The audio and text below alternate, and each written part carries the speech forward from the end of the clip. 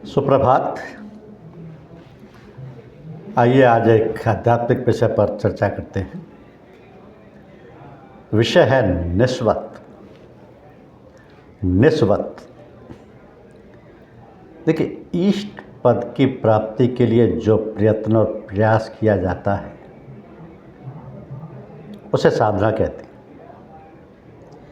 इष्ट माने हैं वह अभिषिक्त वस्तु जो सर्वोपरि है, सर्वश्रेष्ठ है और जिसके प्राप्त होने पर फिर और किसी वस्तु की इच्छा और चाहना नहीं रहती। जब चारों ओर से अपनी चित्तवृत्तियों को हटाकर केवल अपने लक्ष्य को ध्यान में रखकर प्रयत्न और प्रयास करते हैं, तब यह साधना करना कहलाता है।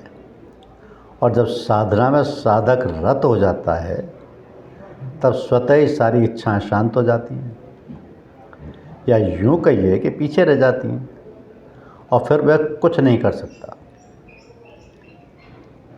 फिर वो इच्छाएं कुछ नहीं कर सकती। तो धीरे धीरे वे दुर्बल और शिथिल होती हुई सदा के लिए अस्तित्वहीन या अस्तित्व विहीन हो जाती हैं। वस्तुतः साधक तब उस नीची भूमिका पर आता ही नहीं जहाँ इच्छाओं और वासनाओं का साम्राज्य होता है।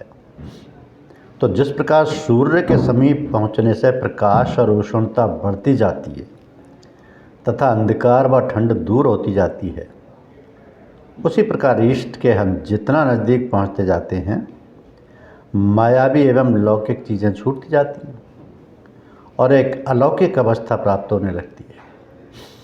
अतः साधकों को सावधानीपूर्वक साधना में लगकर इष्ट पद की प्राप्ति का प्रयत्न जारी रखना चाहिए। उसे विघ्न, बाधा और आपदाओं से घबराना नहीं चाहिए। ये सब प्रारंभिक अवस्था में बहुत विघ्न डालते हैं, और यदि साधक जरा भी असावधान हो जाता है तो पथच्युत हो जाता है। तब या तो वह हताश होकर साधना छोड़ बैठता है या उसे बहुत कठिनाई का सामना करना पड़ता है। परंतु जो साधक लगन के पक्के हैं, वे गिरते पड़ते, लड़खड़ाते, संभलते चलते रहते हैं और एक दिन मंजिल पर पहुंचकर कामयाब होते हैं। गिरेगा वही जो चढ़ेगा, जो चढ़ेगा नहीं उसके गिरने का सवाल ही नहीं उठता।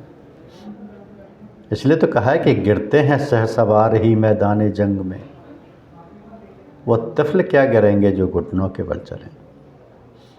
तो साधना करते हुए साधक के लिए बहुत ज़रूरी है कि वह रहबर को, रास्ता दिखाने वाले को, पथ प्रदर्शक को, या यूँ कहिए कि गुरु को अपने साथ रखे, उसका अनुसरण करता रहे और उसके बताए हुए मार्ग पर चलता रहे, इधर उधर ना भटके।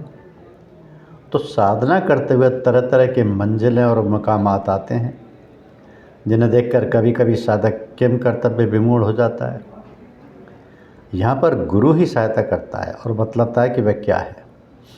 वो यह भी समझाता है कि हमें यहाँ रुकना नहीं है, यह तो मार्ग की वस्तुएं हैं और इष्ट पद अभी बहुत दूर है। तो गुरु से संबंध कायम रखने के लिए उनसे और उनके लिए प्रार्थना करते हुए रोते गिड़गिड़ाते रहें कि वह अपना दामन ना छुड़ाएं, शरण में लिए रहें और हमारी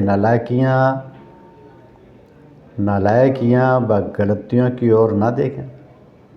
सिलसिले के जो और बुज़ुर्ग हैं उनकी याद करते रहें और उनके लिए भी दुआएं करते रहें।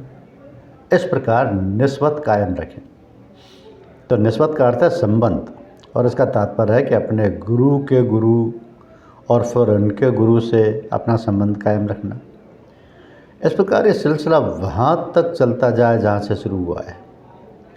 इसका फ़ायदा ये होता है कि वक्त बेवक्त जब भी साधक किसी मुसीबत में फंसता है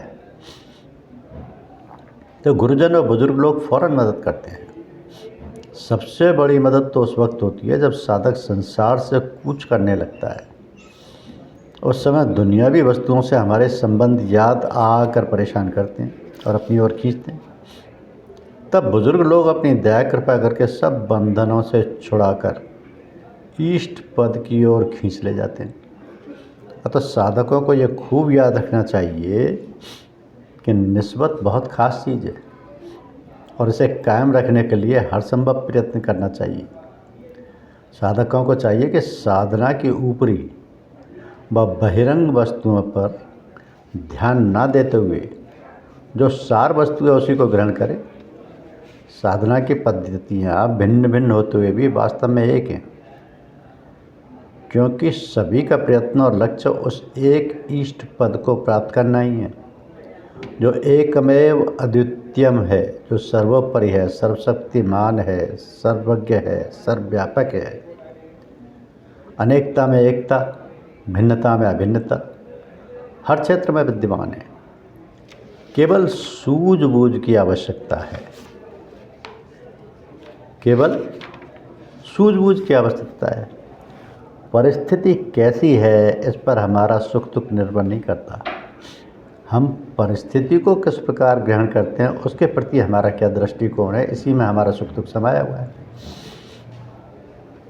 एक व्यक्ति की मृत्यु होती है, जिनका उस व्यक्ति के प्रति राग या ममत्व होता है, मित्रभाव रहता है, वे तो हाहाकार कर उठते हैं, परंतु जिनकी उसके प्रति द्वेष बुद्धि होती है, शत्रु भावना रहती है, वे हर्षित हो जाते हैं।